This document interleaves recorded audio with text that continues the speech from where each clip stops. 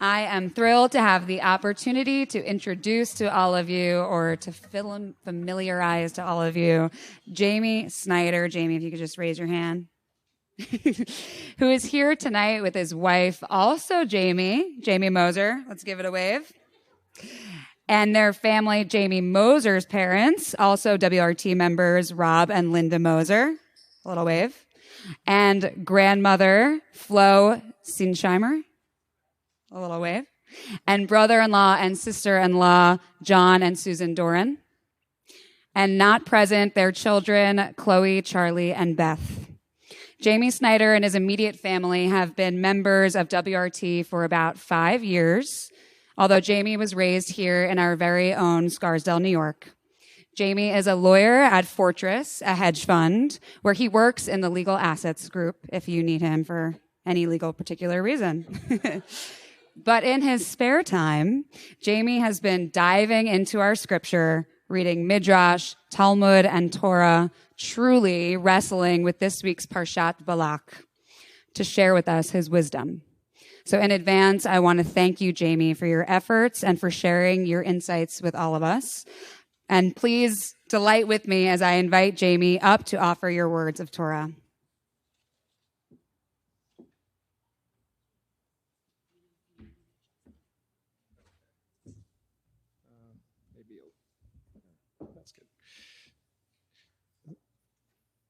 Thank you, Rabbi Bacon, and thank you for my wife, who has tolerated my absence in the evenings while I work on this week's remarks.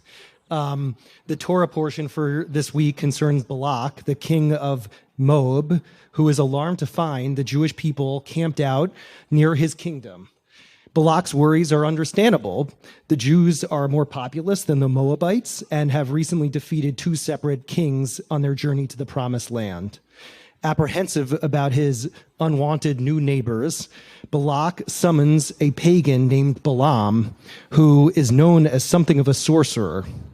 Through representatives, Balak promises Balaam riches if Balaam will travel to Moab and curse the Jewish people, so Balak might engage them in battle and drive them away. Balaam says he will reply as God may instruct. And God comes to Balaam that evening, directing him not to go or not to curse the Jews, for they are blessed. The dignitaries return to Moab and deliver the news. Balak is undeterred, and this time he sends new and more illustrious dignitaries who promise Balaam even greater riches if only Balaam will do as he's asked and curse the Jews. Again, Balaam explains he is incapable of doing anything but which the eternal God commands. God once again comes to Balaam that evening, and this time he says, "You may go with them, but whatever I command you, that you shall do." When Balak and Balaam meet, Balak reiterates his request that Balaam curse the Jews. Balaam explains to Balak that he can only utter the words God puts into his mouth. God appears to Balaam once again that evening and directs him to bless the Jewish people. And Balaam does precisely that during each of their next 3 consecutive meetings, to Balak's dismay. Balaam returns home, seemingly having followed God's instructions and spoken nothing more than the blessings. The Parsha abruptly shifts its attention to the Jews residing in their nearby camps. Despite God's blessing and refusal to abandon them, the Jewish men profane themselves by making sacrifice to the Moabite gods and lying with Moabite women. A plague then kills 24,000 Israelites and abates only after Moses, heeding God's command, oversees the execution of the Jewish ringleaders who violated God's law.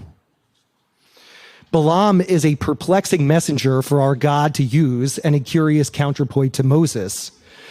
These prophets are contemporaries of one another and both speak to God frequently. They are also both messengers. While Moses delivers to us God's law, it is the Gentile Balaam who God uses to convey his blessing.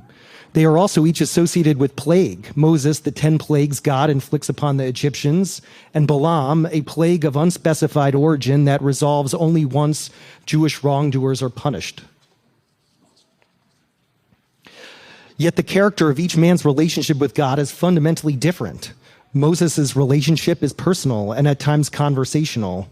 He is not a mere instrumentality of God's will.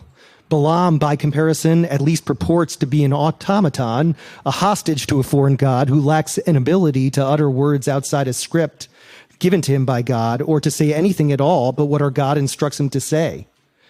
That Balaam seems to lack free will in nearly all respects makes it all the more intriguing that Jewish scholars almost uniformly characterize Balaam as wicked and hold him responsible for the Jewish men who broke our laws. What I would like to argue in the next few minutes is that the impulse to prosecute Balaam for our wrongdoing is misguided. This Torah portion should instead inspire us to consider how we use our own free will to choose to be in a covenant with God and to choose righteousness even when we are tempted to do wicked things. There are only two passages in the Torah that support the case for Balaam's wickedness.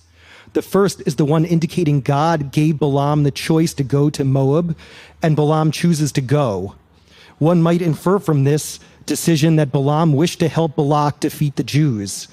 However, that is seemingly contradicted by the fact that once in Moab, Balaam does precisely what God instructs. In judging Balaam's decision, we should also consider the possibility it was made under duress. A nearby king had, after all, sent a large troop of men to his house to request he come. That Balaam might have feared for his safety if he once again declined could explain why God gives him the choice and why Balaam chooses to go. The second passage is a more explicit indictment of Balaam. Moses accuses Balaam in a later portion of the Torah of inducing the Israelites to trespass against the Eternal, so that the Eternal's community was struck by the plague. Midrash pick up on this passage in contending that Balaam, after blessing the Jews, counsels Balak that while our God will never curse us, he will punish those who violate his laws. According to the Midrash, Balaam and Balak together hatch a plan to see the Jews do exactly that. I am reluctant to question Moses, but what evidence exists to support these allegations? Moses was not present for any conversation between Balak and Balaam. Neither was any Jew. And after disappointing Balak, Balaam returns home seemingly empty-handed, all before the Jewish men profane themselves. Surely if Balaam had led a plot to see the Israelites trespass against their God, Balak would have compensated him consistent with his original offers. Even if Balaam did what he is accused of doing, however, this would not only mitigate, not justify or excuse the violation of our laws. Jews, unlike Balaam, are not captive to a will other than their own. And the conspiracy attributed to Balaam could not have succeeded without the willing participation of those Jewish men. They were and we are responsible for our own actions, good or evil. While they and we are blessed, that blessing affords a path, but not a guarantee of salvation. One might ask, what does it mean to receive a blessing from a God who allows us to be punished, for 24,000 of us to be killed?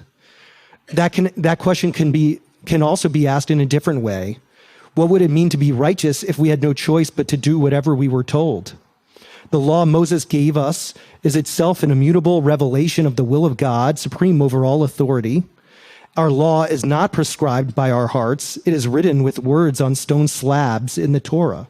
It is articulable, it is knowable, and it applies to all Jews. We choose whether to follow the law, even when our hearts tell us not to. To disclaim responsibility when we choose to break God's law is to say we had no choice. And to say we had no choice is to denigrate our relationship with God and to play the part of Balaam. Thank you.